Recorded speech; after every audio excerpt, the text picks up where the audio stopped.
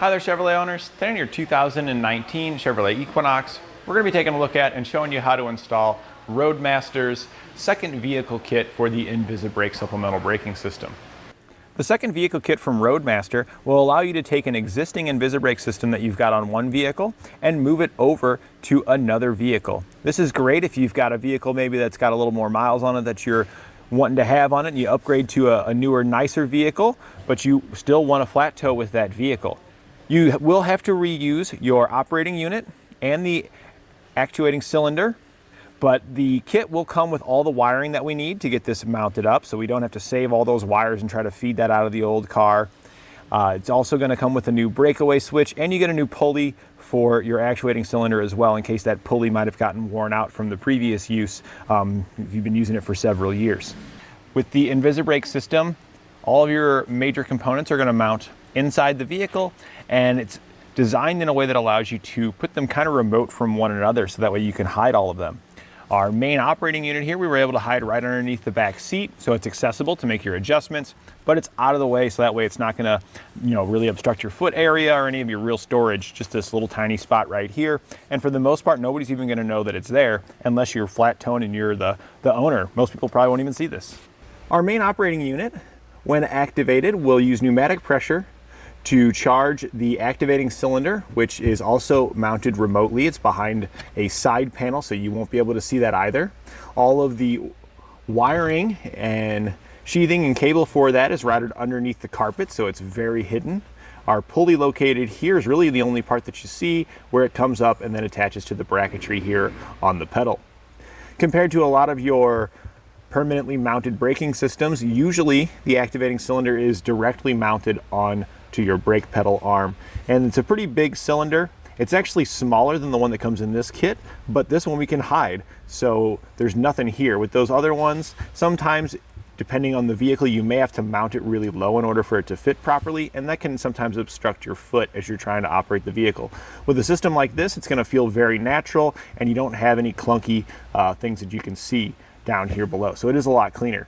Our breakaway switch here at the front will attach to the back of our motorhome, and in the event of a catastrophic disconnect, the pin here at the front would get pulled, and that would activate our system to help the vehicle come to a safe stop.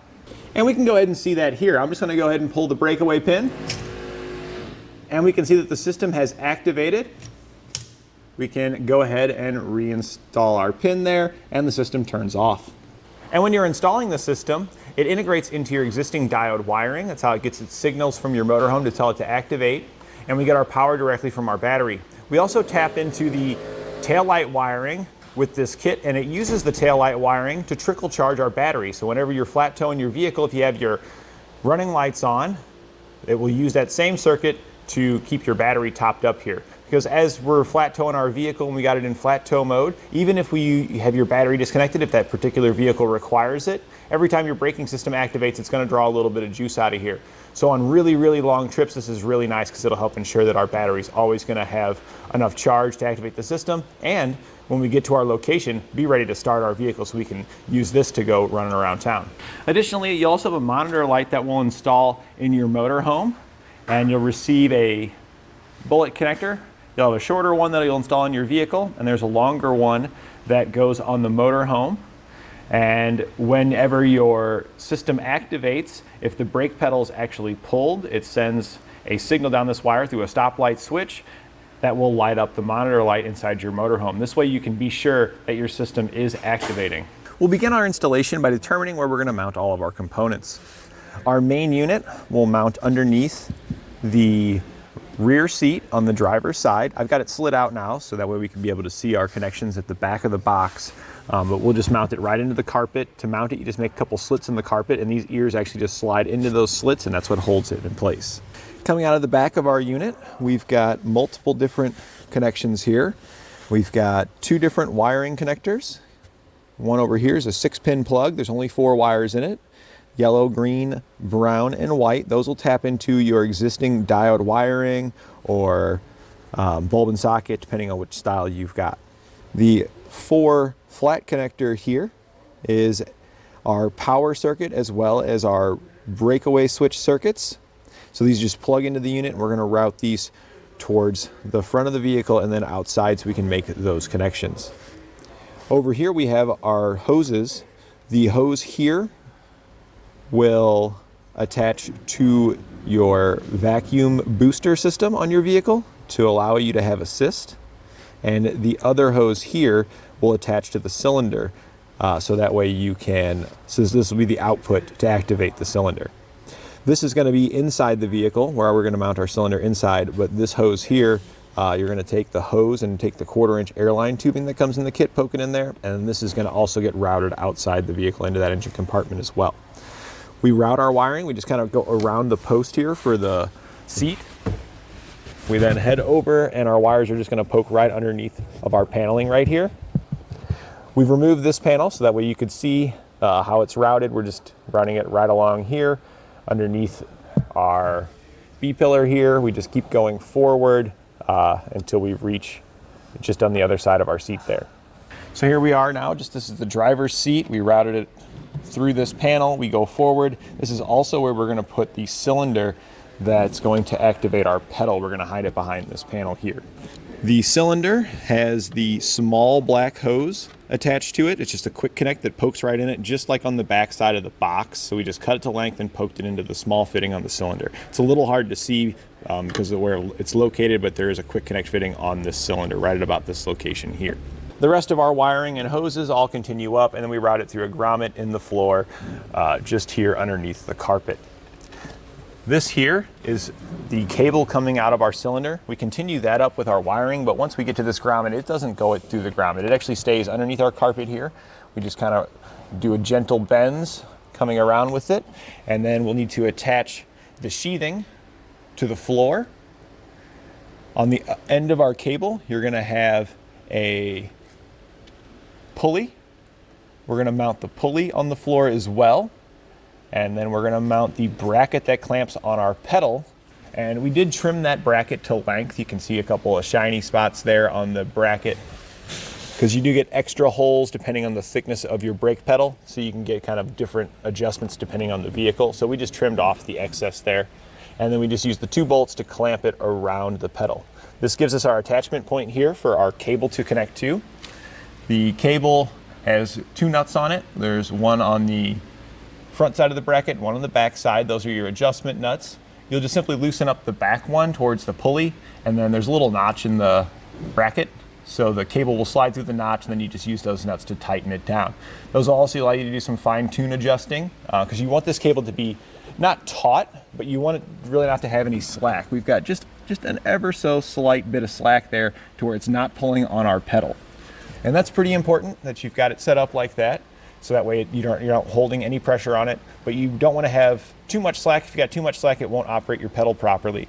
So you can use that adjuster there on that nut to slightly move the cable further or away to get that proper adjustment. All of our wires are going to come through the grommet there. We just did a little bit of trimming here for this under shield to allow the wires to pass through there. They come out the other side. Our customer already had their diode wiring installed, so we just tap into it. It was already previously run underneath the vehicle here. So this is our wires coming from our box here, and this is the existing diode wiring. So all we did is we cut the existing diode wiring, and we took the same colored wires that is coming out of our box inside, and we attached those to the diode wiring. The other side here, we just reattached for the diode wiring to connect it back together. So you can see like this wire here would be diode, that's the diode wiring, and the other yellow wire here on this side is from our braking system. We just go color for color with each of these to get them matched up. I did put some wire loom on it to just help prevent any rubbing against any metal and to help protect it and make it a cleaner look. You can get wire loom here at eTrailer. Also down here, we've got our breakaway cable, and additionally through the grommet, we also poked up the monitor wire that comes in our kit. That's just going to be a bare wire on one side. We just poke that up through here and leave it on the inside, and then the bullet connector side we run towards the front. And we actually run our breakaway switch wire here the exact same path. So I put that in this smaller loom here, heading forward towards the front of the vehicle for our breakaway switch wire and for the monitor light wire. For our power wire, which is the red and the black, that's power and ground, and then our Airline that's coming from the box That needs to route to our engine compartment, so we just kind of stay above our brake lines there and then route it up. We used a pull wire to help us. We just took a piece of the airline tubing that comes in our kit here, because you're going to get some excess. We just kind of poked it down in there, used some electrical tape to tape it, and then pulled it back up. It's a little easier to feed down with something that's a little bit stiffer. Wires want to just kind of coil up on you and make things a little bit difficult. So we're going to check this out here at the front first with these wires, and then we'll go into our engine compartment to address those. So these just head all the way up towards the front here. The monitor wire that we just poked up through here connects to a stoplight switch. Now the stoplight switch on your vehicle does not produce the correct signal, so you are going to have to add a separate stoplight switch. You can get that here at eTrailer, and you'll attach your monitor wire to that when you install it. This is our breakaway switch wire here that we routed up. It's just a 2-prong connector. That's going to plug into the 2-prong connector that comes off of your breakaway switch. Your breakaway switch you can mount either to your base plate or to a bracket. It just depends on the model that you've got. Some base plates come with mounting locations, some don't. Our customer used the bracket here for the electrical wiring to give us something to attach it here at the front. The extra wiring here we can just poke down. I just zip tied it all together and we just poke it right underneath the lip right there. This is our monitor wire that's connected to the stoplight switch inside. There's the bullet end. We just zip tie it there. And then on your motor home, there would be a wire that would run up to a monitor light that you can plug into there. After we routed our wiring up, I trimmed off the excess and we went ahead and just cut right in between the two wires. And that allows you to kind of just pull them apart there. You see, you just give them a little bit of a pull and they'll separate. That way we could route our black wire over to ground. We just hooked it to the ground stud located right here. And then our red wire is going to connect to our battery positive, but we want to put a circuit protection in between, so we'll use the fuse harness that comes with our kit here. We just used a butt connector to attach it to the harness on one end, and we did upgrade to heat shrink butt connectors instead of the standard butt connectors. This way it'll seal up around the ends to ensure we have long-lasting, corrosion-free connection here. We'll then go ahead and lift up on our cover here. There's a little tab right there and then one over here to lift it up to flip it over. The other end of our fuse harness we attached a ring terminal to, and then we attached it to the post here. We just used a 13mm socket to remove the nut, slide our ring terminal on, and then just tighten that back down. I do recommend you leave the fuse out of your harness until we've completed your install. That way you don't accidentally work with any live wires or anything while you're routing stuff. So we'll come back to putting that fuse in at the very end. In order to get our cover to close, we did cut a little notch out of the plastic here, and that lets it route right on out. The airline hose that runs in our kit will connect to our brake vacuum booster line, so that way when the unit operates, we're going to have power assist. So our line just routed over here, and then we use the T and hoses that come in our kit to make our connections.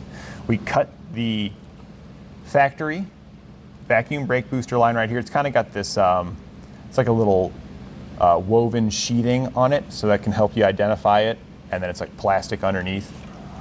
So we just cut the line at about this location. I did take out about 1.5 inches, maybe 2 inches of the hose, so I cut it again to remove some material, so that way all these components here will fit properly. We then take the larger hose that comes in our kit. We cut a small section, maybe about 1.5 inches, and then we slide that over our factory line. We attach our T to the other end. You get 2 different T's depending on the size of hose. We want the bigger T. On the other side of our T, we put another section of that hose. Then we put our check valve in place, and we want the red portion to face towards the engine. And then we just use another small section of hose to connect it back to our factory line there. The small nipple that's coming off of your T, you're going to slide the small vacuum line that comes in your kit over that. And then the other end of our vacuum line, we just take our airline hose that we routed out and we just poke it right into there. And that'll give us our vacuum assist when the unit operates. We can now test it out. We'll just insert that fuse that we held off until the end into our fuse harness. And then to activate it, we can use our breakaway switch here at the front.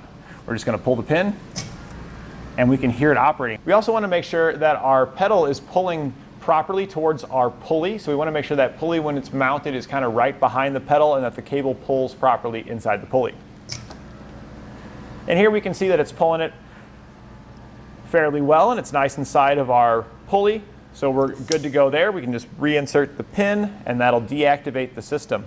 And now at this point that we verified that everything's working properly, we can go ahead and reinstall any panels and carpet that we had pulled out of the way to get our stuff routed. You'll get a few zip ties in your kit as well, so you can zip tie up your wiring to make everything nice and neat. And that completes our installation of Roadmaster's second vehicle kit for the Invisibreak supplemental braking system on our 2019 Chevrolet Equinox.